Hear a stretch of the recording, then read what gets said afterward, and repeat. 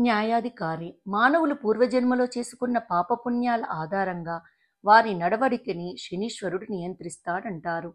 అలా ఈ జన్మలో ఆ మానవుడు చేసే పాపపుణ్యాల ఆధారంగా మరణానంతరం స్వర్గ నరకాలు నిర్ణయిస్తాడు యమధర్మరాజు. సూర్యుని కుమారులైన శని, యమధర్మరాజు ఇలా న్యాయాధికారులుగా వ్యవహరించడం విశేషం. శని పేరు వినగానే అందరూ భయపడతారు. కానీ ఆ స్వామిని భయంతో కాకుండా భక్తితో కొలిస్తే సకల శుభాలతో పాటు ఐశ్వర్యాన్ని ప్రసాదిస్తాడని నమ్మిక. ఇతరుల పట్ల ప్రేమగా వ్యవహరిస్తూ వారికి కలలో కూడా కీడు తలపెట్టకుండా సత్ప్రవర్తన కలిగిన వారిని శనీశ్వరుడు చల్లగా చూస్తాడని పెద్దలు చెబుతారు.